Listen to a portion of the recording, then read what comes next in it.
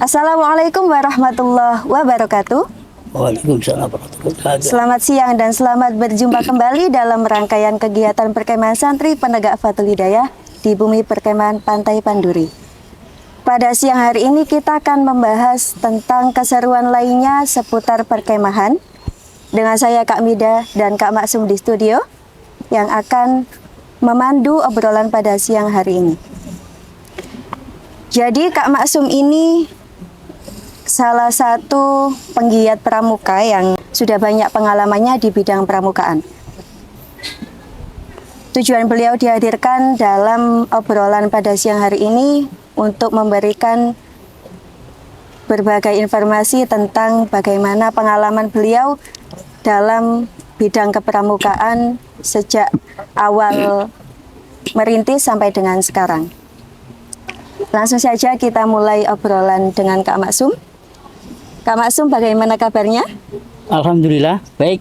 Oke, sampai saat ini insya Allah akan diberi kesehatan dan sampai penghujung perkemahan ini. Amin, amin, amin. Pertanyaan yang pertama, sebelum menyelam lebih jauh tentang pengalaman jenengan, bagaimana sih awal mula jenengan berkecimpung di bidang pramukaan itu sampai dapat mendapatkan berbagai predikat seperti sekarang? Pramuka ini sebetulnya adalah pendidikan karakter yang diberikan oleh lembaga, oleh sekolah sejak SD atau MI kepada seluruh muridnya.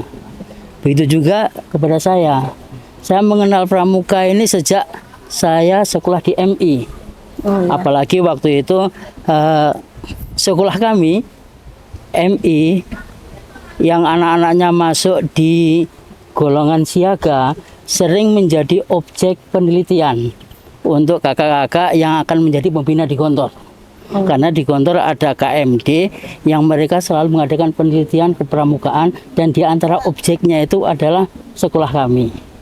Nah, dari situ kami mengenal pramuka, kemudian meningkat sampai selesai di MI, kemudian masuk di Gontor, otomatis ada kegiatan Jadi pramuka. Berkelanjutan Ya, sistemnya. otomatis ada kegiatan pramuka di tingkat penggalang, kemudian penegak, dan di kelas 5 di Gontor itu semuanya mengikuti KMD atau Cadika, kursus masih dasar untuk calon pembina.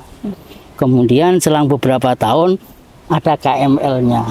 Jadi tingkatan setelahnya ya, KMD ada KML-nya. Jadi tingkatan pramuka itu selalu meningkat dan itu hampir dirasakan kepada teman-teman saya, teman-teman yang hampir semuanya merasakan seperti itu. Sehingga kami memang seakan-akan pramuka ini menjadi makanan pokok gitu. Bukan menjadi karakter yang selalu berkembang kepada diri kami. Sehingga di saat kami harus pindah ke lembaga yang lain sampai di Fathul Hidayah, pramuka itu masih melekat. Jadi dapat ditarik kesimpulan bahwa awalnya dijadikan objek penelitian, terus berkelanjutan dan ditingkatkan sampai sampai sekarang seperti itu.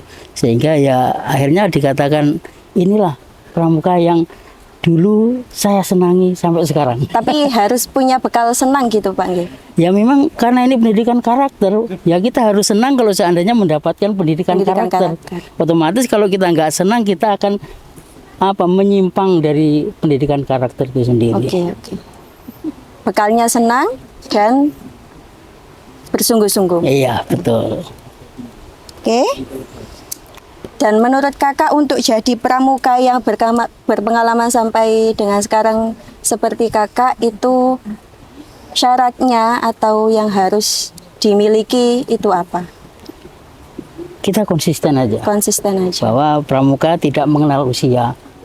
Bahkan sampai di tingkat dewasa ada golongannya.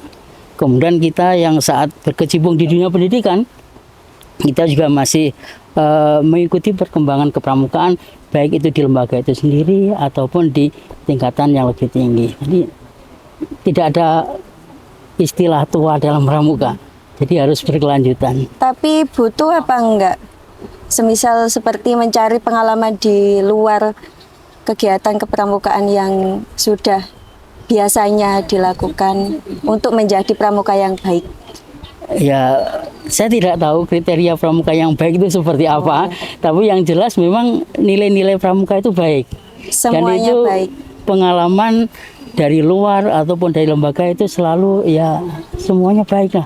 Karena dari kakak pembina udah pasti akan menyeleksi kegiatan kan.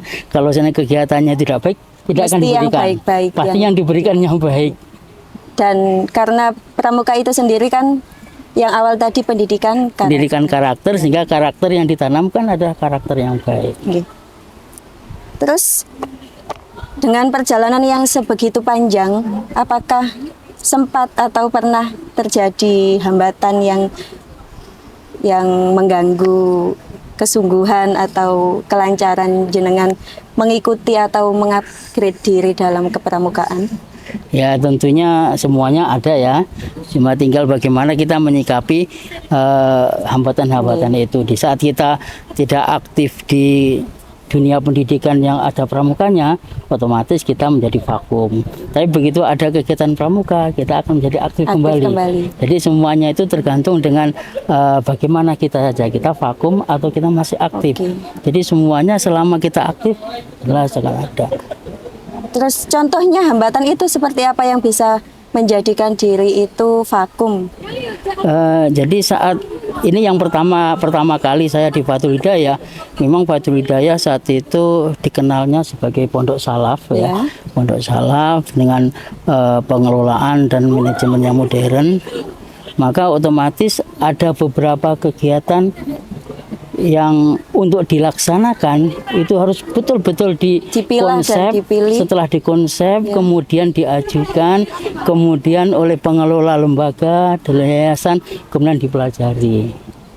Nah seperti itu berarti kita harus mengusahakan bahwa pramuka ini betul-betul mempunyai nilai yang baik dan pelaksanaannya baik, sehingga untuk dilaksanakan di Batul Hidayah saat itu bisa diterima oleh berbagai pihak. Berarti lebih ke penyesuaian Menyesuaikan metode, metode. karakter dengan tempat yang memang belum ada kegiatannya. untuk selanjutnya. Seperti jenengan ini, apakah ada keuntungannya menjadi pramuka yang giat, pramuka yang berpredikat baik? Itu apakah ada keuntungannya dari bersungguh-sungguh Iya. seperti itu? Ya kalau keuntungan pasti ada. Pasti ada. Keuntungan dari segi apapun itu jelas ada ya. Hal yang baik pasti melahirkan keuntungan. Iya, baik dari segi mental jelas ada. Kita mendapatkan pembinaan mental yang bagus dari pramuka. Kemudian dari segi yang lainnya pasti ada semuanya. Jadi pramuka itu pasti menguntungkan. Pasti. Dan yang jenengan rasakan, contohnya salah satu yang berguna di kehidupan sehari-hari, contoh sederhananya dari keuntungan itu seperti Adalah kemandirian kita. Kemandirian. Jadi kemandirian kita, kemudian kesiapan kita di dalam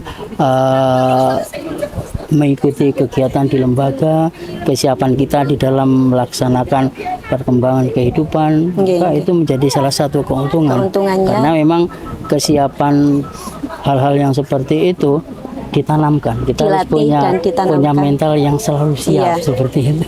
bukan lahir serta-merta, Iya. tidak ada usahanya. Iya, betul. Iya. Jadi mandiri itu, jadi pribadi yang mandiri yang sangat menonjol daripada mengikuti kegiatan pramuka. Selama berkecimpung dalam kepramukaan, apakah kakak pernah mengalami kegagalan yang membuat misalnya sampai down mental atau bagaimana? Apakah pernah? Kalau kegagalan itu sendiri mungkin konsepnya saya nggak tahu ya, karena kegagalan di pramuka ini seperti Apa? kegagalan seorang petani yang mamanya nanam melon kemudian gagal panen, panen. atau seperti tamatan aliyah, tamatan SMA yang kemudian gagal masuk perguruan tinggi Iya. atau kegagalan seperti apa, itu tentunya Tidak konkret. mempunyai pengertian yang berbeda, ya kan? Jadi kalau masalah kegagalan dalam kepramukaan, saya kira semuanya tergantung dengan nilai-nilai yang kita ambil. Cuma kalau kita dikatakan pernah down enggak, ya saya kira semuanya mengalami pasang surut ya. Di saat kita menginginkan sesuatu kemudian tidak terlaksana, pasti akan mengalami down.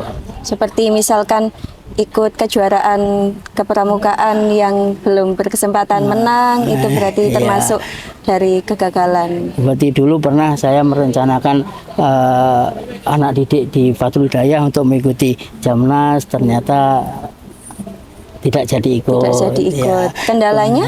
Ya kita nggak tahu karena memang belum beruntung saja. Oh, oke.